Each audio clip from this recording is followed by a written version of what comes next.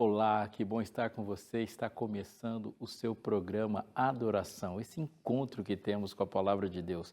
Eu vou abrir a Bíblia e, junto com você, nós vamos meditar nas verdades maravilhosas da graça de Deus para você e para mim. E neste momento, nesse encontro que nós temos na adoração, eu tenho a alegria de compartilhar com você esse momento de estudo da palavra no mais famoso de todos os salmos, em todos os tempos. Eu tenho certeza absoluta que se eu começar essa frase aqui, você com Bíblia na mão ou sem Bíblia, vai continuar. O Senhor é meu pastor? Deu para ouvir daqui. Você falando, está assistindo pelo YouTube? Escreve aí, ó, Senhor é meu pastor, já escreve. Eu tenho certeza que você consegue. Com Bíblia, sem Bíblia, gente que nasceu em igreja, gente que não nasceu, gente que tem uma frequência, um hábito de decorar texto, gente que não tem, não importa, esse texto está desde um pano de prato bordado até a boleia de um caminhão, está ali, até no paralama do caminhão a gente vê isso aí. É muitas vezes, são muitas vezes. E esse salmo não é só repetido. Ele fez diferença na vida de muitas pessoas em muitos tempos e faz diferença na nossa vida também. Mas aí tem uma advertência muito importante. Quando a gente se acostuma a repetir, a gente tende a familiarizar e às vezes essa familiarização está bem parecida com domesticação. A gente vai tirando aquele efeito do salmo quando a gente vai colocando palavras repetidas, vai desgastando, sabe como a gente toma um remédio muitas vezes, ou se acostuma com determinadas coisas, com determinadas vozes, o Salmo diz muito, ainda hoje, e ainda hoje ele vai impactar. É com alegria que nós vamos abrir a Bíblia e estudar esse Salmo neste momento com você. Então, o meu convite para você é para você se ajeitar aí na cadeira, não sai daí do seu sofá, de onde você está ouvindo. Se você tiver com a Bíblia perto, só pega ela na mão, abre bem no meio, no Salmo 23, porque neste adoração, seu encontro com a Palavra de Deus, nós vamos mergulhar na sua palavra. Não saia daí.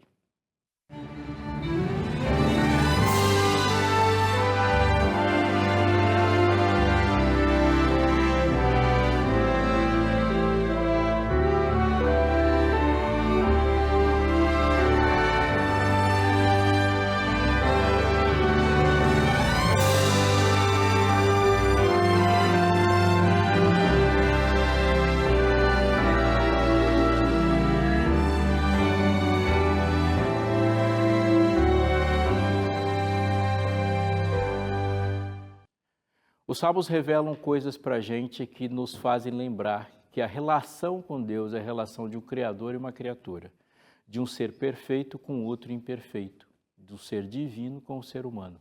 O ser divino não manifesta dúvidas, Deus não manifesta incertezas. Quando eu falo de Deus, eu falo de uma solidez absoluta. Deus é totalmente justo, santo, Deus é afetável, sim, ele se entristece, ele se enfurece, ele se compadece, mas ele é pleno na sua existência e plenamente satisfeito. Aí do lado de cá estou eu, cheio de dúvidas, cheio de incertezas, cheio de temores, de manias, de promessas não cumpridas, com uma caixa preta cheia de coisas que eu gostaria que não tivesse lá. E nessa relação, Deus me ama.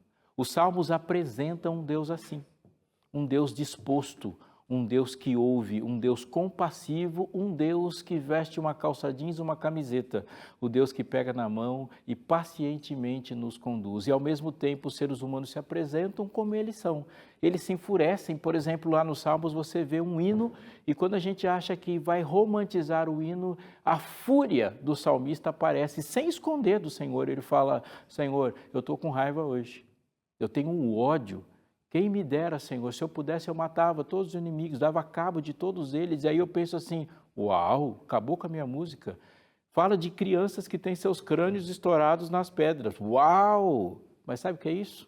É um ser humano sem máscaras conversando com seu Criador. Eles têm uma certeza quando eles falam disso. A certeza de que Deus o está ouvindo. Eles sabem, repito para você, que Deus os ouve. E nessa certeza de um Deus que ouve e me ouve como eu sou, sem que eu tenha que me esconder, sem que eu tenha que fazer um teatro para ele, o Salmo se constrói. Amigo, essa pergunta pode parecer óbvia, mas qualquer vírgula, qualquer átomo de incerteza sobre a maneira como Deus te ouve, a maneira como você pode falar com Ele, pode ter um impacto, uma hecatombe na sua vida. É um terremoto gigantesco. Na minha vida pastoral, eu nunca vi alguém me procurar na minha sala, batendo na porta da minha casa ou me ligando, dizendo que perdeu o sono porque não chegou à conclusão correta de Daniel 8,14 ou um texto de Apocalipse 16. As pessoas que eu escuto e que me procuram em prantos e com incertezas, elas querem saber se elas têm uma relação de pertencimento com Deus e que Deus está naquele momento prestando atenção nelas. Essa revista que está aqui na minha mão é a revista Deus Me Ouve. Ela fala para pessoas como você, normais, que choram, que se entristecem, que se enfurecem, que decepcionam e que tem horas que vai olhar para si mesmo e vai se entender como uma causa da própria desgraça e vai perguntar para Deus, Deus, eu preciso falar com alguém agora que saiba como eu sou e saiba o que eu tenho na minha mente. Ela vai chegar até a sua casa de uma maneira muito especial. É a maneira que a Novo Tempo expande a sua programação. A nossa programação não é só televisiva, ela quer fazer parte da sua vida, na sua casa também. Você pode fazer o seguinte agora, pegar o seu celular e discar a operadora 12, no celular nem precisa colocar a operadora 12 982 44 4449. Pelo celular, falando com a gente pelo WhatsApp, você vai conversar com o pessoal da Escola Bíblica, que vai ter a alegria de te receber e vai te mandar a revista para a sua casa, sim, de graça. Você não paga pela revista nem pelo envio. O novotempo.com/escola bíblica, repetindo, novotempo.com/escola bíblica é a nosso endereço de e-mail. Você vai direto no site da Escola Bíblica. Ou, se você quiser falar também pelo telefone fixo, operadora 12 21 27 30 30. Essa é a revista que eu ofereço para você hoje e ela chegará até a sua casa. Eu quero fazer uma outra oferta para você nesse momento, a de uma oração. Sim, orar para que Deus abençoe sua vida, mas eu quero também pedir para que Deus te dê luz para compreender esse texto que nesses minutos vamos estudar. Você me acompanha? Vai ser muito legal saber que você está orando junto comigo. E eu digo assim, Pai nosso, Pai querido, nosso Deus, temos 2 pedidos a fazer a Ti neste momento. O primeiro é que o Senhor tome a nossa vida nas Tuas mãos, toda ela, a parte feia também, a parte que os nossos amigos não gostam, a parte que não gera empregos, não gera likes, não gera nenhum tipo de status social, mas existe. E cremos que o Senhor é um Deus interessado naquilo que as pessoas não se interessam. Pega nas suas mãos. Também pedimos que o Senhor nos conceda a luz do seu saber, para que possamos ver o que os nossos olhos naturais não veem, para que possamos pensar o que a nossa imaginação não consegue e para que possamos compreender esse Deus que nos ama. Em nome de Jesus. Amém. O Salmo 23, o mais conhecido, o mais famoso de todos os salmos e o mais domesticado por nós, ele começa com um enorme desafio. Sim, não acho que isso não é um desafio, porque é. De cara, ele vai te desafiar em 2 áreas da sua vida. Sim, primeiro é a área do seu sofrer, das suas necessidades, porque ele começa dizendo assim, o Senhor é o meu pastor e nada me faltará. Sejamos francos e sinceros. O Senhor é meu pastor e nada me faltará gera mais perguntas do que respostas. Sim, porque o Senhor é pastor de João Batista e João Batista estava preso, pediu socorro e alguns dias depois ele foi decapitado. Sim, é o Senhor. O Senhor é o pastor e foi o pastor de todos os mártires. Você acha que o Senhor era o pastor de Estevão? Com certeza. Foi o pastor de Estevão na sua conversão, no seu desenvolvimento e no seu apedrejamento. O Senhor foi o pastor de Elias, na sua tristeza e na sua alegria, no seu sucesso e na sua angústia. O Senhor é o seu pastor. Mas eu te pergunto sinceramente, como o seu pastor, você, ao abrir a geladeira, sempre esteve cheia? O Senhor é o pastor de gente que está abrindo a carteira hoje e não tem nada lá, mas os boletos estão chegando. O Senhor é o pastor da mãe que chora sem saber onde que o filho está e angústia por saber que hora que ele chega. O Senhor é o pastor. Portanto, a gente pegar esse salmo e reduzir humanamente ele a um terço de um Deus que é um ajudador, somente isso não vai gerar tantas respostas quanto vai gerar perguntas. É preciso que você avance, porque o centro do salmo não é o texto mais conhecido dele. O Senhor é meu pastor e nada me faltará. É muito mais, muito mais do que você vê na sua geladeira, na sua carteira, no tanque do seu carro, nas suas perspectivas ou no boletim que chegou com as notas todas cheias quando você viu a faculdade e se viu bem sucedido. É muito mais do que isso. É mais do que a resposta por aquele que está doente. Mas ele tem um outro desafio, diz que é duplo, né? O Senhor é meu pastor e nada me faltará. Ele vai mexer fortemente com a sua identidade. E eu vou até sair daqui de trás para você pensar seriamente com isso. Se você hoje fosse escolher um animal da natureza, qualquer um, para ser a logomarca da sua vida, você, sociedade anônima, que tem um bicho te representando, qual animal você escolheria? Olhando pela maneira como a gente fez isso na vida, você vai ver assim, por exemplo, os mascotes dos grandes times, eles, quando é o próprio time que escolhe, ele não escolhe um animalzinho tipo uma galinha, um ratinho. Quando tem um animal que é pejorativo, foi o adversário que escolheu, não é eles. Pois é, a gente pode falar de uns bichos aí que as pessoas adotaram nos seus times aí, mas era um bicho que o adversário, aí o time adotou para parar com a piada. Mas a gente pensa em leões, o Império Romano e a grande potência mundial americana coloca a águia. Afinal de contas, a águia é a ave de todas as aves. Abrindo as zonas, tem 2,20 m de uma ponta até a outra, passa de 200 km por hora em um voo e levanta 50 quilos da terra. Uma águia consegue enxergar 10 quilômetros com precisão. 10 quilômetros com precisão, e é uma ave longeva. A águia é o sinal e símbolo para muitos. Podemos falar, por exemplo, de um falcão, que não passa de 200 km por hora, ele chega a quase 300 km por hora em um voo. Enxerga muito como todas as aves, mas se você quiser algo mais delicadinho, podemos pensar num beija-flor, numa engenharia absurdamente fantástica. O beija-flor não somente para no ar, como ele voa para trás. O beija-flor é a engenharia de voo que inspirou a engenharia de um helicóptero, por exemplo. Uma escala de cores de azul, verde e preto que é maravilhosamente linda e você nunca viu na sua vida um beija-flor ofegante. Mesmo fazendo todas aquelas peripécias no ar, porque a conexão das asas com o tórax faz com que a oxigenação dele seja equivalente à maneira com que ele voa. Ele vai sentar, como você não viu nenhum outro pássaro sentar, e isso nunca acontece. É lindo? Vamos pensar num negócio mais assim, uma baleia, por exemplo. Uma baleia azul, 30 metros, tem um coração tão grande que em cada compartimento, dos 4 compartimentos do coração da baleia, cabe uma criança de 8 anos em pé lá dentro. Baleia, gigantona. Tubarões. Não são esses os símbolos que aparecem para a gente? Águias, leões, tigres, urso. Aí Jesus chega e fala assim, vós sois as minhas ovelhas. Vamos pensar na ovelha?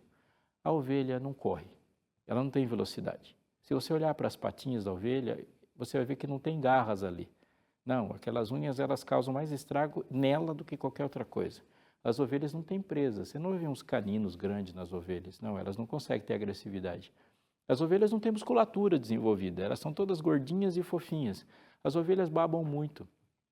Uma ovelha se deitar de bruços e não conseguir desvirar, ela não precisa de um predador, ela morre sozinha. A ovelha é um dos animais mais medrosos que existe na natureza. Ela tem medo da imagem dela projetada na água. Aliás, a ovelha tem pavor de água, qualquer água, desde um copo de água até o rio Amazonas. As ovelhas são extremamente medrosas, pouco agressivas e com uma inteligência radicalmente reduzida. Foi legal, né? Mas eu quero dizer mesmo que a ovelha é um dos animais mais idiotas que existe na natureza. Elas são irritantemente incapazes. Se um pastor pegar um cajado, colocar na porta do curral, a primeira vai pular, a segunda pula, a terceira pula. Se ele tirar o cajado, todas as outras continuam pulando, como se o cajado estivesse lá. Elas são ciumentas, extremamente brigonas. Ovelhas não enxergam com muita facilidade, elas não conseguem escapar de muita coisa e elas podem morrer simplesmente com um mosquito ou uma mosca. Ovelhas são completamente incapazes. Isso significa que se você encontrar uma ovelha gordinha, bem tratada, saudável, sem feridas e longeva, não é porque ela é fera. Não é porque ela é boa, não é porque ela é rápida, não é porque ela enxerga bem ou porque ela luta bem. É porque o pastor dela é bom. Não existe ovelhas bem se não houver um pastor que seja bom. Águias sobrevivem porque são boas. Ovelhas sobrevivem porque pastores são bons.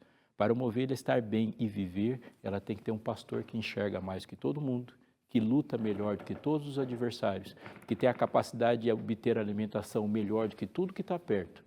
Ovelha, se ela conseguir sobreviver bem, é porque o pastor dela correu mais que o adversário.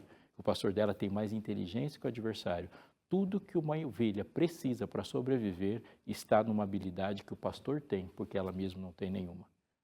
A pergunta que o salmista faz no primeiro versículo vai colocar-nos no próximo versículo ou vai nos tirar do salmo? Ele diz assim: o Senhor é o meu pastor. Ele não vai dizer o Senhor é pastor. Porque se ele falasse o Senhor é pastor, pode continuar lendo a despeito da sua aceitação. Mas ele está dizendo o Senhor é o meu pastor. E desse ponto para frente, por 12 vezes, ele vai dizer meu, nada me faltará, ele me leva, ele me faz, ele está dizendo assim, se o Senhor é o seu pastor, pode continuar lendo que vai fazer sentido para você até o final do Salmo. Mas se você se vê como águia, como leão, como um lobo selvagem, nada do texto vai fazer sentido para você, porque o que eu vou falar agora é sobre depender, dependência. Se você não se vê como uma ovelha, você jamais verá Jesus como pastor. Quando o pastor te encontra, a primeira coisa que ele vai escancarar na sua frente é a sua completa incapacidade, inclusive de realizar os sonhos que você sonhou. Nem os sonhos dele nós estamos falando ainda. O encontro com Jesus é um encontro que esmaga as nossas ilusões de autonomia. É assim, de uma ponta até a outra. Olhando para Pedro, quando Pedro jogou na frente de Jesus a sua capacidade de lutar por ele, de viver por ele, de morrer por ele, Jesus olha para Pedro e fala: Pedro, você pode muito menos do que você acha que pode. A sua carne é fraca, ore, vigie, porque o que vem pela frente é muito mais forte que você. Não, Senhor, falou: não, Pedro, você jamais será um vencedor antes de admitir sua própria derrota. Encontrando com todos os grandes da Bíblia, o processo do encontro de Jesus com os grandes da Bíblia é um processo de esmagamento. Então, anota essa frase, você vai precisar dela antes mesmo do que você pensa.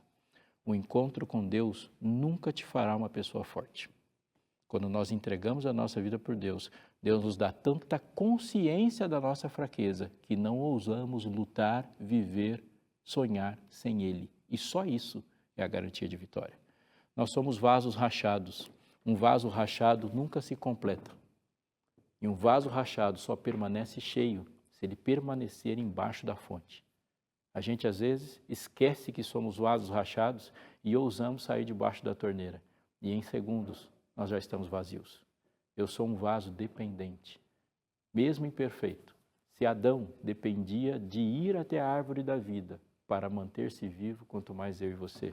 O Senhor é meu pastor, é uma apresentação de um pastor e de uma ovelha que admite isso, e ele não vai parar por aí, porque ele vai dizer assim: Ele me faz repousar em pastos verdejantes e Ele me leva para junto das águas de descanso. É muito interessante lembrar disso, porque ele está dizendo que a minha fonte de alimentação é Ele. E sem que Ele me leve até a comida, eu não como. Sem que Ele me leve até as águas de descanso, eu não vou descansar. Mas lembre-se, ovelhas são medrosas. É muito interessante quando a gente olha para ovelhas e pastores, porque o pastor, quando leva uma ovelha para beber água, a ovelha tem medo de água. Sim, ela tem medo, ela tem pavor de água. E se você acha que a ovelha está sendo idiota demais, é só você pensar o seguinte: já imaginou você se jogar num rio para nadar com um casacão de lã? Quando há uma enchente, as ovelhas são as primeiras que morrem quando tem uma fazenda, porque elas não conseguem, elas ficam extremamente pesadas, mesmo com aquela gordura toda. Elas não têm a capacidade de lutar contra a água. Elas veem a água como a morte. E isso para a gente é muito real. Porque o nosso ponto mais forte sempre será vizinho do nosso ponto mais fraco. Essa é a minha vida, essa é a sua. Aquilo que eu faço de melhor está diretamente conectado com o meu calcanhar de Aquiles. Mas tem uma coisa que se conecta aí. Nós nos desgastamos e a morte e a derrota está muito próxima da fonte da qual obtemos vida. Sim, qual é a razão do seu cansaço hoje? A razão do seu cansaço hoje, você está cansado porque você trabalha? A comida da sua mesa também veio do seu trabalho. A ovelha olha para a água e fala: se eu não beber, eu morro. Se eu cair aqui, eu morro também. Que é a definição mais perfeita de quem somos nós? Então o que o pastor fala é: descanse. Eu sou a fonte. Se o Senhor não edificar a casa, em vão trabalhos que nela edificam. Se o Senhor não vigiar, em vão vigia o sentinela. O pão nosso de cada dia dá-nos hoje. Deus fala: eu te levo. O pastor rasga um veio de água, faz com que aquela água pare e a ovelha pode beber. E se ela não beber ali, assim o pastor entrega a água na boca dela, mas ele vai dizer algo sério: refrigera minha alma, guia-me pelas veredas da justiça, por amor do seu nome. Eu estou falando para alguém que está agora com o olhar na tela ou simplesmente ouvindo, mas se você não prestou atenção em nada do que eu disse até agora, comece neste momento. Deus te ama, não tenha dúvida, eu vou repetir. Deus ama você, apaixonadamente e desejosamente. De onde vem a fonte? Qual é o ponto de conexão? Qual é o pilar que segura o amor de Deus? Isso é tremendamente importante para você, porque senão é impossível que você tenha saúde mental sem ter isso em mente. Um dia minha esposa chegou para mim e eu com esse verso na cabeça, ela me perguntou, você me ama? Eu, claro, amor, que eu te amo. Vai errar uma pergunta dessa. Falou, por quê? O dia que tiver um porquê, não tem mais amor. Nós não amamos se. O amor de verdade não é se você fizer, se permanecer. O amor de verdade não é para quê e também não é por quê. O amor de verdade, o amor divino, eu te amo apesar de. Olha o que o salmista está falando sobre o amor de Deus. Guia-me pela vereda da justiça, por amor do teu nome. Aquele que não ama não conhece a Deus. Por quê? Porque Deus é amor. Deus te ama desejosamente e Deus vê toda a singularidade, particularidade do teu ser. Mas a fonte do amor de Deus é Ele mesmo. Porque se o amor de Deus por você depender do que você está fazendo, você não vai ter confiança nenhuma. Se o amor de Deus por você depender da sua beleza, você não tem confiança nenhuma. E se depender da sua fidelidade, não tem nenhuma confiança. O amor de Deus por você depende dele. Guia-me pela vereda da justiça, ele fala, por amor do teu nome. Davi está aplicando aqui esse pedido e essa fala na fórmula perfeita do sucesso de uma oração. Josué fez isso. Quando ele se viu ali numa derrota diante de Ai, ganharam de Jericó, uma grande cidade, e perderam para uma vila praticamente, Ai. E aí na oração ele clama ao Senhor e ele fala, Senhor, é a tua glória que está em jogo. É sobre ti que estamos falando. É sobre o teu desejo. Quando Abraão intercede e ele quer salvar a sua família diante da destruição em Sodoma e Gomorra, ele também vai apontar o ponto de sucesso de uma oração, quando ele fala, Senhor, é a tua justiça que está em jogo. É sobre ti que eu estou falando, não fará justiça o juiz de toda a terra. O Senhor vai fazer assim, vai matar o justo com o ímpio. Não estou falando de mim, eu estou falando de você.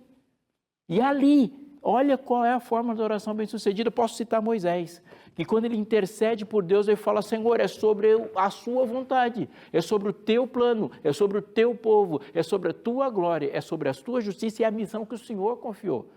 Nós seremos ridicularizados diante do planeta todo, é sobre ti que eu falo. O salmista está dizendo que numa conversa de Deus, com Deus ou sobre Deus, o foco é Deus.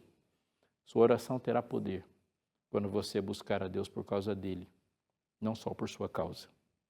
Porque quando buscamos a Deus pensando nos nossos problemas, nas nossas dificuldades, na nossa causa, nos nossos sonhos, nos nossos projetos, na nossa vida, não manifestamos diante do universo um coração radicalmente transformado. Deus não mudou esse coração. Para o coração que pensa só em si ao falar com Deus, ele só está optando por Deus como uma escolha mais viável, mas o coração permanece intacto. É por amor do teu nome. E aqui, queridos, está o centro do Salmo. Um detalhe importante para eu falar para você antes de ler o verso 4, que é o centro do Salmo. O que é uma vereda? Eu vou fazer uma tradução numa linguagem de amanhã aqui e dizer que vereda é uma trilha. O que é uma trilha, portanto, uma vereda? Um caminho, você está respondendo. Que legal. Mas você, quando anda por um mato, por uma floresta, por um bosque, seja lá o que for, você só encontrará uma trilha se alguém passou por aquele caminho antes. Portanto, um caminho, uma vereda, uma trilha, é um caminho muitas vezes percorrido. O caminho da justiça foi demarcado, porque o caminho da justiça é um caminho já percorrido, percorrido por os heróis da fé, percorrido pelos profetas, percorrido pelos apóstolos, percorrido por uma igreja que começa de Abel até você.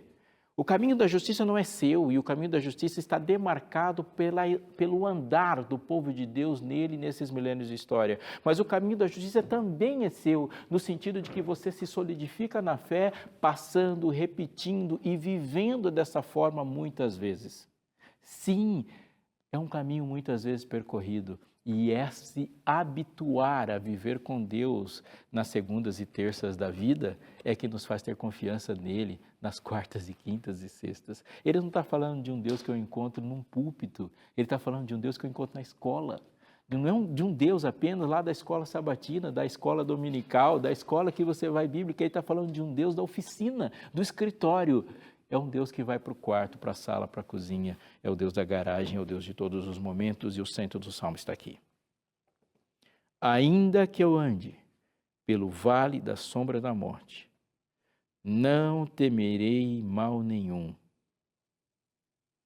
porque tu estás comigo. O Senhor é meu pastor e nada me faltará, é o verso mais conhecido do salmo. Porque tu estás comigo, é o centro da Bíblia. Sim, vem comigo. No dia que Adão pecou, a pergunta de Jesus não foi Adão, o que você fez? A pergunta de Jesus foi Adão, onde você está? Quando Jesus encontra com Abraão e faz o chamado de Abraão para formular o povo, no qual seu plano da redenção será transmitido e espalhado, Abraão, anda na minha presença e ser perfeito. Quando esse povo se forma e cresce, ele diz, e me farão um santuário, para que eu possa habitar no meio deles. E andando ali, todo o povo andando em barracas, Deus olha para Moisés, fala com Moisés, faz uma barraca para mim. Quando o povo agora tem casas de alvenaria, fala, faz uma casa de alvenaria para mim. Porque tu estás comigo, é o centro da Bíblia. Com aqueles olhos marejados e entristecidos, Jesus disse, não se turbe o vosso coração. Credes em Deus? Crede também em mim. Na casa de meu pai há muitas moradas, se não fosse assim eu vou-lhe teria dito, vou preparar-vos lugar, e quando eu for e vos preparar lugar, voltarei e vos receberei para mim mesmo. Por quê? Para que onde eu estou, estejais vós também.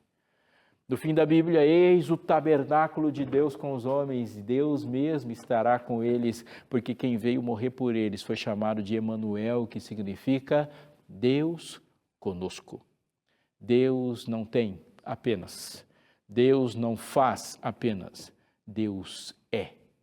E Deus é absolutamente tudo que você precisa e o desejo de Deus é estar com você, produzindo no seu coração a vontade de estar com Ele. Quando Moisés pergunta para Deus, quem és tu? Ele fala, eu sou o que sou. E desde o dia que ele falou, eu sou o que sou, ele tem falado isso para todos os corações. Se você está querendo se achar e se encontra perdido, ele diz, eu sou o caminho. E se você está procurando uma verdade, ele diz, eu sou a verdade. E se você se sente mal, amortecido, ele diz, eu sou a vida. Se você hoje está com saudade de quem você perdeu, ele fala, eu sou a ressurreição e a vida. Para Moisés, que precisava de um Senhor na batalha, ele disse, eu sou, o Senhor é a minha bandeira. E para quem está doente, ou clama por um doente, o texto o apresenta como Jeová Rafá, eu sou a cura. Eu sou o Senhor que te sara. Você precisa de amor, aquele que não ama não conhece a Deus, porque Deus é amor, Deus não tem amor. Deus é o amor. Portanto, quando você está com Deus, você tem tudo que emana dele, e toda boa dádiva e todo dom perfeito são lá do alto, descendo do Pai das luzes. Deus não tem, Deus é. Ele é o que você precisa hoje, e se você está com ele, nada te falta. Minha oração por você, amigo, é que você experimente nesse momento a companhia desse Deus que é, e nunca vai te abandonar. Senhor, abençoe-os com a tua presença, hoje e sempre, e que nunca sejamos decepcionados. Amém.